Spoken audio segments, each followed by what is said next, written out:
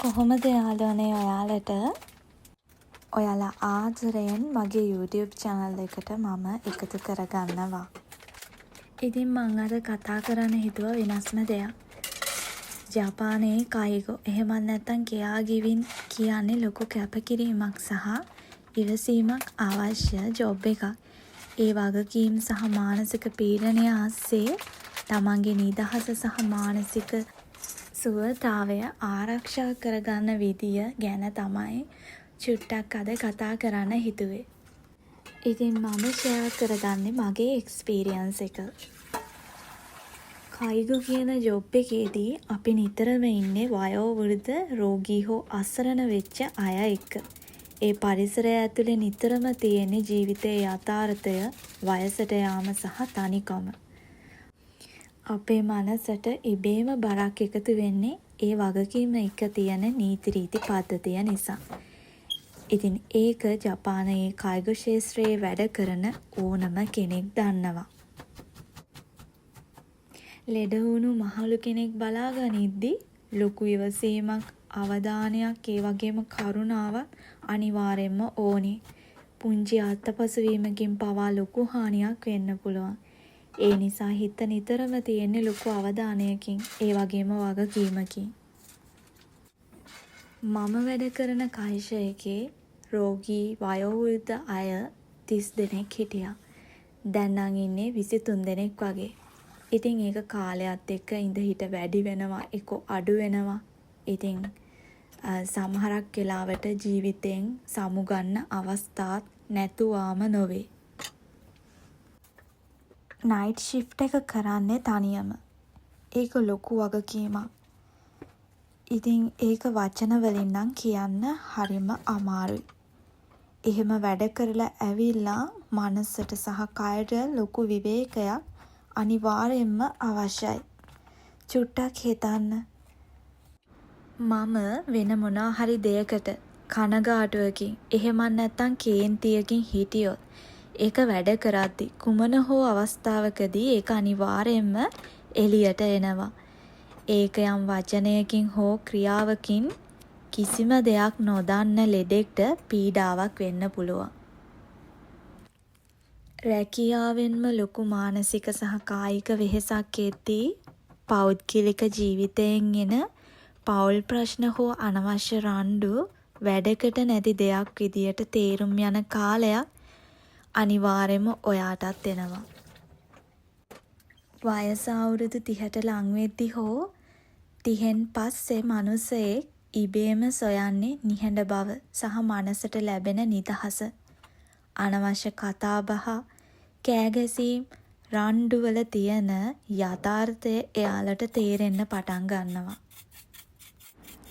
අන් අයට සේවය කරන ගමන් හරි විදියට වැටුපක් ලබා ගනිමින් තමන්ගේ මනසට සහ කයට ආදරය කරන්න ඕනේ.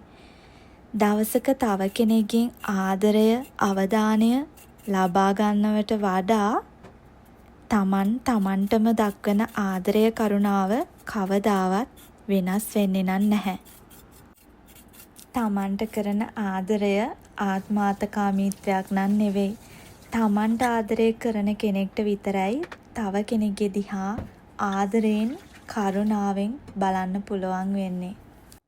ප්‍රශ්න, රණ්ඩු කියන්නේ අපේ ශක්තිය උරා බොන දේවල්.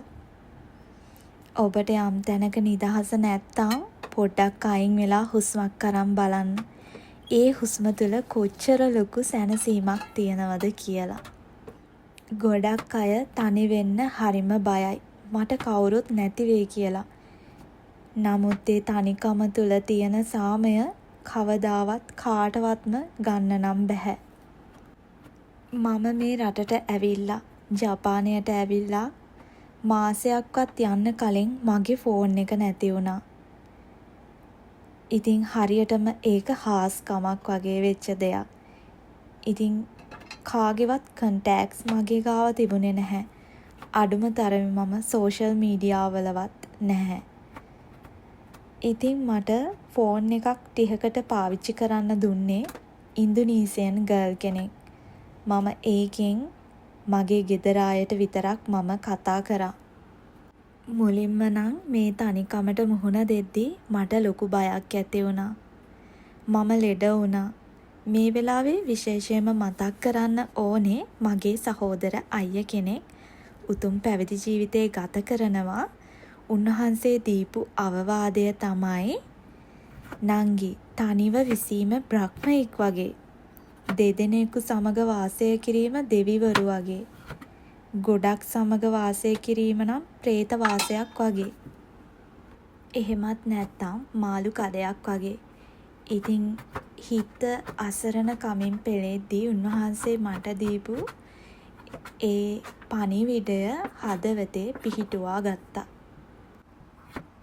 තනිව විසීම බ්‍රහ්මයෙකු වගේ කියන්නේ බ්‍රහ්මයන්ට රාග, දේශ, මෝහ හෝ ක්‍රෝධ වැනි කෙලෙස් බහුල නැහැ. ඔවුන් ඉන්නේ ධානමය ශාන්ත සිතිවිලි එක්ක.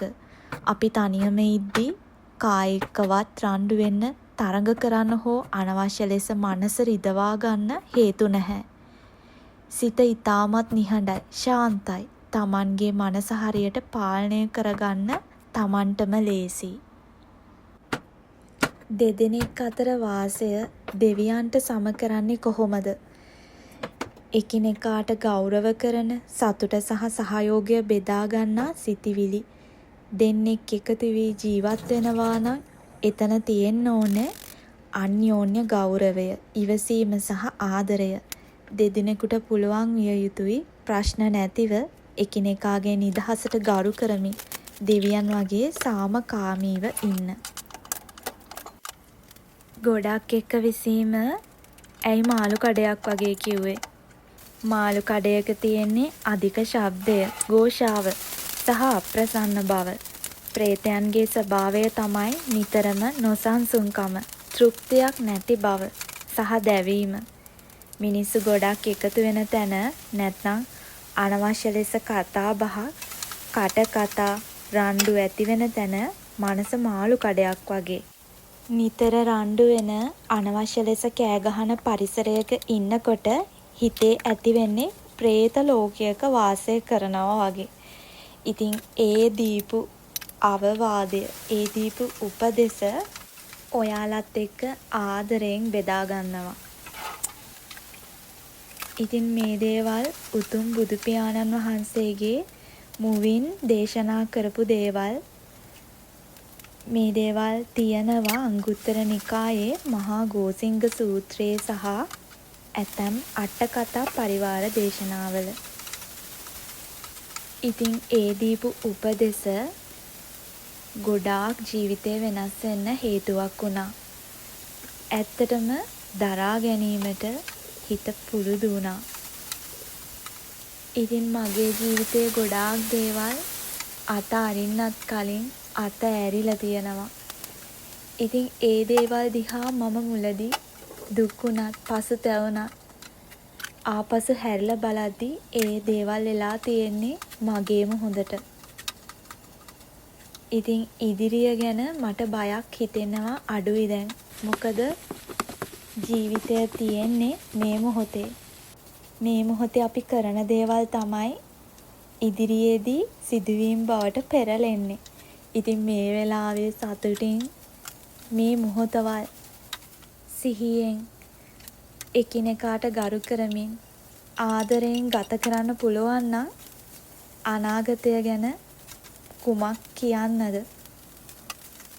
ලංකාවේදී නොතේරුණු ජපානයට ඇවිල්ලා තේරුම් ගත්තු ලොකුම දේ තමයි මම අද ඔයාලත් එක්ක මේ ෂෙයා කරගත්තේ.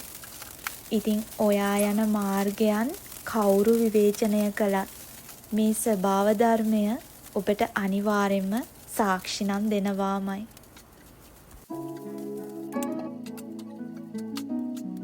ඉතින් එන්න මේ මොහොතේ සිහියෙන් පියවර තියමු.